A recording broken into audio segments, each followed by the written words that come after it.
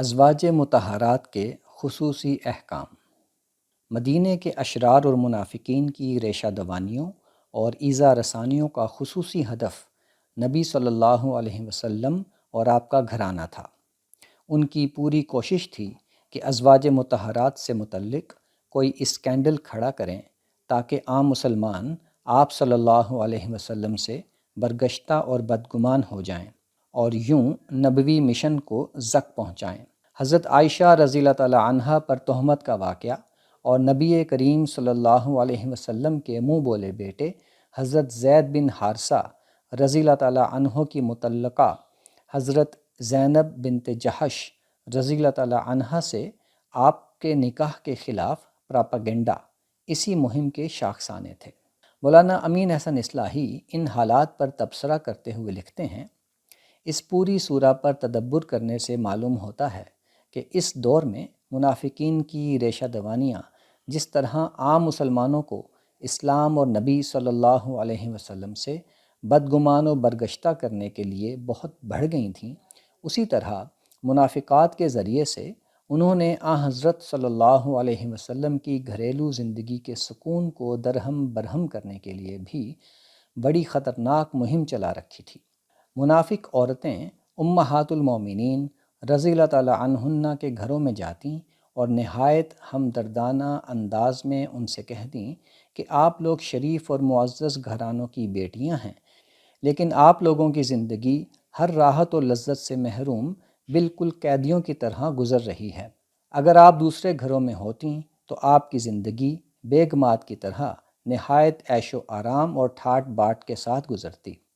ساتھ ہی وہ یہ وسوسہ اندازی بھی کرتیں کہ اگر یہ یعنی محمد صلی اللہ علیہ وسلم آپ کو طلاق دے دیں تو بڑے بڑے رئیس اور سردار آپ لوگوں سے نکاح کریں گے اور آپ لوگوں کی زندگیاں قابل رشک ہو جائیں گی۔ آگے کی آیات سے یہ بات بھی سامنے آئے گی کہ منافقین کو بھی جب کبھی نبی صلی اللہ علیہ وسلم کے گھروں میں جانے اور آپ کی ازواج مطہرات سے بات کرنے کا موقع ملتا تو وہ اس موقع سے فائدہ اٹھا کر ان کے اندر کچھ نہ کچھ وسوسہ اندازی کی ضرور کوشش کرتے۔ ان کوششوں سے ان کا اصلی مقصد تو حضرت صلی اللہ علیہ وسلم کی گھریلو زندگی کے اندر کوئی اس طرح کا فتنہ کھڑا کرنا تھا جس طرح کا فتنہ انہوں نے حضرت عائشہ صدیقہ رضی اللہ تعالی عنہا کے متعلق کھڑا کر دیا تھا، جس کی تفصیلات سورہ نور میں آپ پڑھ چکے ہیں۔ ورنہ ادنیٰ درجے میں یہ فائدہ تو ان کو بدیہی طور پر نظر آتا تھا کہ اس سے ازواج نبی کے اندر بے اطمینانی پیدا ہوگی، اور کیا عجب کہ اس طرح کوئی ایسی شکل نکل آئے کہ وہ آپ کی ازواج کے ساتھ نکاح کرنے کا جو مذموم ارادہ رکھتے ہیں وہ پورا ہو جائے۔ حوالہ تدبر قرآن جلد 6 صفحہ 216۔ اللہ تعالیٰ نے منافقین کے اس فتنے کا سد باب کرنے کے لیے ازواج مطہرات کے خصوصی پروٹوکولز مقرر کیے، لیکن انہیں مقرر کرنے سے پہلے ان سے ان کی رضامندی معلوم کی گئی۔ یہ اس لیے کہ انہیں اختیار کرنے کی صورت میں ازواج مطہرات کو اپنے کچھ بنیادی حقوق کا ایثار کرنا پڑتا۔ اس حوالے سے غامدی صاحب لکھتے ہیں، پہلے ازواج مطہرات کو یہ اختیار دے دیا کہ وہ چاہیں تو دنیا کے عیش اور اس کی زینتوں کی طلب میں حضور صلی اللہ علیہ وسلم سے الگ ہو جائیں، اور چاہیں تو اللہ اور رسول اور قیامت کے فوز و فلاح کی طلبگار بن کر پورے شعور کے ساتھ ایک مرتبہ یہ فیصلہ کر لیں کہ انہیں اب ہمیشہ کے لیے حضور صلی اللہ علیہ وسلم کے ساتھ ہی رہنا ہے۔ اس کے بعد فرمایا کہ وہ اگر حضور کے ساتھ رہنے کا فیصلہ کرتی ہیں تو انہیں یہ بات اچھی طرح سمجھ لینی چاہیے کہ آپ کی رفاقت سے جو مرتبہ انہیں حاصل ہوا ہے اس کے لحاظ سے ان کی ذمہ داری بھی بہت بڑی ہے۔ وہ پھر عام عورتیں نہیں ہیں، ان کی حیثیت مسلمانوں کی ماؤں کی ہے، اس لیے وہ اگر صدقے دل سے اللہ اور رسول کی فرما برداری اور عمل صالح کریں گی تو جس طرح ان کی جزا دوہری ہے، اسی طرح اگر ان سے کوئی جرم صادر ہوا تو اس کی سزا بھی دوسروں کی نسبت سے دوہری ہوگی۔ حوالہ میزان صفحہ 473۔ اس سلسلے میں ارشاد ہوا ہے، یا ایھا النبی قل لازواجک ان کنتن تردن الحیاۃ الدنیا وزینتہا فتعالینا امتعکن واسرحکن سراحا جمیلا وان کنتن تردن اللہ ورسولہ والدار الآخرۃ فإن اللہ اعد للمحسنات منکن اجرا عظیما یا نساء النبی من یأت منکن بفاحشۃ مبینہ یضاعف لها العذاب ضعفین وکان ذلک علی اللہ یسیرا۔ سورہ احزاب سورہ نمبر 33 آیت نمبر 28 تا 30۔ ترجمہ: اس طرف سے مایوس ہو کر اب یہ منافقین تمہارے گھروں میں فتنے اٹھانا چاہتے ہیں، اس لیے اے نبی اپنی بیویوں سے کہہ دو کہ اگر تم دنیا کی زندگی اور اس کی زینت چاہتی ہو تو آؤ، میں تمہیں دے دلا کر خوش اسلوبی کے ساتھ رخصت کر دوں، اور اگر تم اللہ اور اس کے رسول اور آخرت کے گھر کو چاہتی ہو تو ان سب چیزوں سے بے نیاز ہو کر اسی کے لیے سرگرم رہو، اس لیے کہ اللہ نے تم میں سے خوبی کے ساتھ نباہ کرنے والیوں کے لیے اجر عظیم تیار کر رکھا ہے۔ نبی کی بیویوں، تم میں سے جو کسی کھلی بے حیائی کا ارتکاب کرے گی اس کے لیے دوہرا عذاب ہے، اور یہ اللہ کے لیے آسان سی بات ہے۔ ازواج مطہرات کے باطن کی پاکیزگی میں کوئی شبہ نہیں تھا۔ ان پر عائد ہونے والی زائد پابندیوں کا مقصد یہ بتایا گیا کہ اللہ انہیں لوگوں کی نگاہ میں بھی ہر طرح کی اخلاقی نجاست اور داغ تہمت سے بالکل پاک دیکھنا چاہتا ہے۔ یہ ان کے مقام و مرتبے کا تقاضا ہے۔ اس کے لیے انہیں جن باتوں کا پابند کیا گیا وہ غامدی صاحب کے الفاظ میں درج ذیل ہیں۔ اول یہ کہ وہ اگر خدا سے ڈرنے والی ہیں تو ہر آنے والے سے بات کرنے میں نرمی اور تواضع اختیار نہ کیا کریں۔ عام حالات میں تو گفتگو کا پسندیدہ طریقہ یہی ہے کہ آدمی تواضع اختیار کرے، لیکن جو حالات انہیں درپیش ہیں ان میں اشرار و منافقین مروت و شرافت کے لہجے سے دلیر ہوتے اور غلط فائدہ اٹھاتے ہیں۔ اس سے انہیں یہ توقع پیدا ہو جاتی ہے کہ جو وسوسہ اندازی وہ ان کے دلوں میں کرنے کی کوشش کر رہے ہیں اس میں انہیں کامیابی حاصل ہو جائے گی۔ اس لیے ایسے لوگوں سے اگر بات کرنے کی نوبت آئے تو بالکل صاف اور سادہ انداز میں اور اس طرح بات کرنی چاہیے کہ اگر وہ اپنے دل میں کوئی برا ارادہ لے کر آئے ہیں تو انہیں اچھی طرح اندازہ ہو جائے کہ یہاں ان کے لیے کامیابی کا کوئی امکان نہیں ہے۔ ارشاد ہوا ہے، یا نساء النبی لستن کاحد من النساء ان اتقیتن فلا تخضعن بالقول فیطمع الذی فی قلبہ مرض وقلن قولا معروفا۔ سورہ احزاب سورہ نمبر 33 آیت نمبر 32۔ ترجمہ: نبی کی بیویوں، تم عام عورتوں کی طرح نہیں ہو۔ اگر تم خدا سے ڈرو تو ان لوگوں کے ساتھ نرمی کا لہجہ اختیار نہ کرو کہ جس کے دل میں بیماری ہو وہ کسی طمع خام میں مبتلا ہو جائے، اور معروف کے مطابق بات کرو۔ دوم یہ کہ اپنے مقام و مرتبہ کی حفاظت کے لیے وہ گھروں میں ٹک کر رہیں۔ اللہ تعالیٰ نے جس ذمہ داری پر انہیں فائز کیا ہے ان کے سب انداز و رویے بھی اس کے مطابق ہونے چاہیے۔ لہٰذا کسی ضرورت سے باہر نکلنا ناگزیر ہو تو اس میں بھی زمانہ جاہلیت کی بیگمات کے طریقے پر اپنی زیب و زینت کی نمائش کرتے ہوئے باہر نکلنا جائز نہیں ہے۔ ان کی حیثیت اور ذمہ داری دونوں کا تقاضا ہے کہ اپنے گھروں میں رہ کر شب و روز نماز اور زکوٰۃ کا اہتمام رکھیں اور ہر معاملے میں پوری وفاداری کے ساتھ اللہ اور رسول کی اطاعت میں سرگرم ہوں۔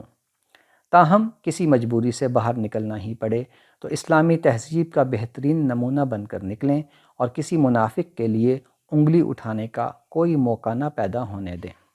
ارشاد ہوا ہے، وَقَرْنَ فِي بُيُوتِكُنَّ وَلَا تَبَرَّجْنَ تَبَرُّجَ الْجَاهِلِيَّةِ الْأُولَىٰ وَأَقِمْنَ الصَّلَاةَ وَآتِينَ الزَّكَاةَ وَأَطِعْنَ اللَّهَ وَرَسُولَهُ إِنَّمَا يُرِيدُ اللَّهُ لِيُذْهِبَ عَنْكُمُ الرِّجْسَ أَهْلَ الْبَيْتِ وَيُطَهِّرَكُمْ تَطْهِيرًا۔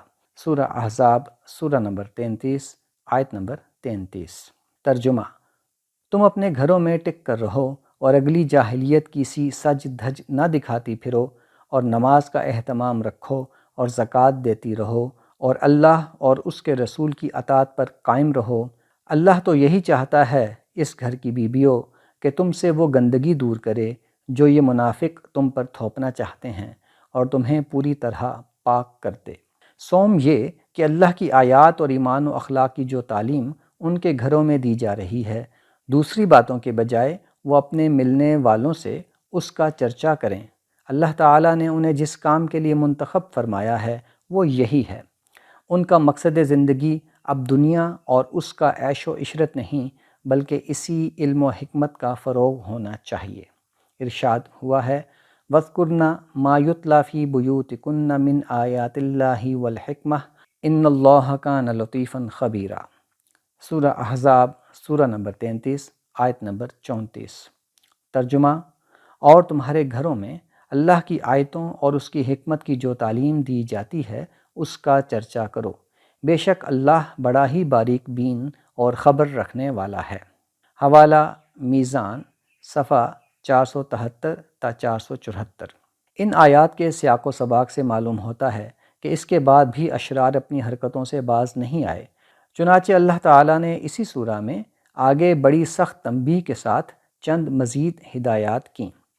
غامدی صاحب لکھتے ہیں، فرمایا ہے کہ اب کوئی مسلمان بن بلائے نبی صلی اللہ علیہ وسلم کے گھروں میں داخل نہ ہو سکے گا۔ لوگوں کو کھانے کی دعوت بھی دی جائے گی تو وہ وقت کے وقت آئیں گے اور کھانا کھانے کے فوراً بعد منتشر ہو جائیں گے، باتوں میں لگے ہوئے وہاں بیٹھے نہ رہیں گے۔ آپ کی ازواج مطہرات لوگوں سے پردے میں ہوں گی اور قریبی اعزہ اور میل جول کی عورتوں کے سوا کوئی ان کے سامنے نہ آئے گا۔ جس کو کوئی چیز لینا ہوگی وہ بھی پردے کے پیچھے ہی سے لے گا۔ پیغمبر کی بیویاں مسلمانوں کی مائیں ہیں۔ جو منافقین ان سے نکاح کے ارمان اپنے دلوں میں رکھتے ہیں ان پر واضح ہو جانا چاہیے کہ رسول اللہ صلی اللہ علیہ وسلم کے بعد بھی ازواج مطہرات سے کسی کا نکاح نہیں ہو سکتا۔ ان کی یہ حرمت ہمیشہ کے لیے قائم کر دی گئی ہے، لہٰذا ہر صاحب ایمان کے دل میں احترام و عقیدت کا وہی جذبہ ان کے لیے ہونا چاہیے جو وہ اپنی ماں کے لیے اپنے دل میں رکھتا ہے۔ نبی صلی اللہ علیہ وسلم کے لیے لوگوں کی یہ باتیں باعث اذیت رہی ہیں، اب وہ متنبہ ہو جائیں کہ اللہ کے رسول کو اذیت پہنچانا کوئی بچوں کا کھیل نہیں ہے، یہ بڑی ہی سنگین بات ہے۔ یہاں تو ہو سکتا ہے کہ کوئی شخص اپنی کسی نازیبا سے نازیبا حرکت کے لیے بھی کوئی عذر تراش لے، لیکن وہ پروردگار جو دلوں کے بھید تک سے واقف ہے، یہ باتیں اس کے حضور میں کسی کے کام نہ آ سکیں گی۔ حوالہ میزان صفحہ 474 تا 475۔ اس سے متعلق اصل ہدایات یہ ہیں: یا ایھا الذین آمنوا لا تدخلوا بیوت النبی الا ان یؤذن لکم الی طعام غیر ناظرین اناہ ولکن اذا دعیتم فادخلوا فاذا طعمتم فانتشروا ولا مستأنسین لحدیث ان ذلکم کان یؤذی النبی فیستحیی منکم واللہ لا یستحیی من الحق وَإِذَا سَأَلْتُمُوهُنَّ مَتَاعًا فَاسْأَلُوهُنَّ مِنْ وَرَاءِ حِجَابٍ ذَلِكُمْ أَطْهَرُ لِقُلُوبِكُمْ وَقُلُوبِهِنْ وَمَا كَانَ لَكُمْ أَن تُؤْذُوا رَسُولَ اللَّهِ وَلَا أَن تَنكِحُوا أَزْوَاجَهُ مِنْ بَعْدِهِ أَبَدًا إِنَّ ذَلِكُمْ كَانَ عِندَ اللَّهِ عَظِيمًا إِن تُبْدُوا شَيْئًا أَوْ تُخْفُوهُ فَإِنَّ اللَّهَ كَانَ بِكُلِّ شَيْءٍ عَلِيمًا لا جناح علیہن فی آبائہن ولا ابنائہن ولا اخوانہن ولا ابناء اخوانہن ولا ابناء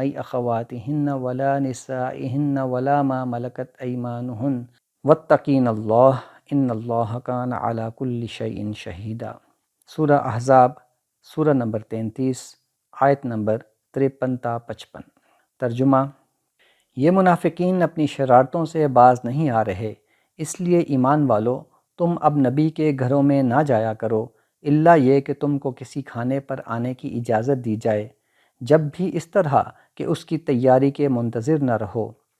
ہاں، جب تم کو بلایا جائے تو وقت کے وقت داخل ہو، پھر جب کھانا کھا لو تو منتشر ہو جاؤ اور باتوں میں لگے ہوئے بیٹھے نہ رہو۔ اس سے پیغمبر کو اذیت ہوتی ہے مگر وہ تمہارا لحاظ کرتے ہیں اور اللہ حق بات کہنے میں کسی کا لحاظ نہیں کرتا۔ اور تمہیں جب نبی کی بیویوں سے کوئی چیز مانگنی ہو تو پردے کے پیچھے سے مانگو، یہ تمہارے دلوں کے لیے بھی زیادہ پاکیزہ طریقہ ہے اور ان کے دلوں کے لیے بھی۔ تمہارے لیے جائز نہیں کہ تم اللہ کے رسول کو تکلیف پہنچاؤ، اور نہ یہ جائز ہے کہ اس کے بعد تم اس کی بیویوں سے کبھی نکاح کرو۔ اللہ کے نزدیک یہ بڑی سنگین بات ہے، تم کسی چیز کو ظاہر کرو یا اس کو چھپاؤ، اللہ کے لیے برابر ہے، اس لیے کہ اللہ ہر چیز سے واقف ہے۔ نبی کی بیویوں پر اپنے باپوں کے سامنے ہونے میں البتہ کوئی گناہ نہیں ہے، اور نہ اپنے بیٹوں کے، نہ اپنے بھائیوں کے، نہ اپنے بھتیجوں کے، نہ اپنے بھانجوں کے، نہ اپنے میل جول کی عورتوں کے، اور نہ اپنے غلاموں کے سامنے ہونے میں کوئی گناہ ہے۔ تم اللہ سے ڈرتی رہو بیویو، بے شک اللہ ہر چیز پر نگاہ رکھنے والا ہے۔ ازواج مطہرات اور ان کے ہاں وارد ہونے والے اجنبی مردوں کے درمیان حجاب قائم کرنے کا حکم گھروں میں ایک آڑ قائم کر لینے کی ہدایت تھی، تاکہ ازواج مطہرات اجنبی ملاقاتیوں سے بالکل اوجھل ہو جائیں۔ اس کی ضرورت اس لیے بھی تھی کہ اس وقت کے سادہ تمدن میں گھروں میں الگ مردانہ بیٹھک کا رواج نہ تھا۔ یہ حجاب محض چہرے یا بدن پر نہیں تھا۔ من ورائی حجاب کے الفاظ اسی پر دلالت کرتے ہیں۔ علامہ ابن عثیمین اس کو یوں واضح کرتے ہیں: وَكَلِمَةٌ مِّن تَدُلُّ عَلَىٰ أَنَّ هَذَا السِّتْرَ لَا بُدَّ أَن يَنْفَصِلَ وَأَنَّهُ غَيْرُ سَتْرِ الْوَجْهِ أَوِ الْبَدَنِ بِالثِّيَابِ بل هو سطر آخر حجاب، وحجاب أمهات المؤمنين غير حجاب نساء المؤمنين، لأن حجاب نساء المؤمنين يصح أن يكون متصلا بالبدن كالخمار والملحفة وما أشبههما، أما حجاب أمهات المؤمنين فإنه حجاب آخر منفصل يحول بين الرجل وبين رؤية أمهات المؤمنين، ولهذا قال تعالى من وراء حجاب فتدل على أن هذا الحجاب منفصل عن المستتر به۔ حوالہ: تفسیر عثیمین جلد 1 صفحہ 430۔ ترجمہ: لفظ من اس پر دلالت کرتا ہے کہ یہ پردہ جسم سے الگ ہونا چاہیے، اور یہ کہ اس سے مراد چہرے یا بدن کو کپڑے سے ڈھانپنا نہیں ہے، بلکہ یہ ایک زائد پردہ یعنی حجاب ہے۔ امہات المومنین کا حجاب عام مسلمان خواتین کے حجاب سے مختلف ہے، کیونکہ عام خواتین کا حجاب ان کے بدن کے ساتھ متصل بھی ہو سکتا ہے، جیسے اوڑھنی اور بڑی چادر وغیرہ، جبکہ امہات المومنین کا حجاب ایک مستقل اور الگ حجاب ہے جو غیر محرم کے اور امہات المومنین کے مابین حائل ہو، جس سے وہ ان کو دیکھ نہ سکے۔ اسی لیے اللہ تعالیٰ نے فرمایا من وراء حجاب۔ یہ اس پر دلالت کرتا ہے کہ یہ حجاب اس شخص سے منفصل ہے جو اس کی اوٹ میں ہے۔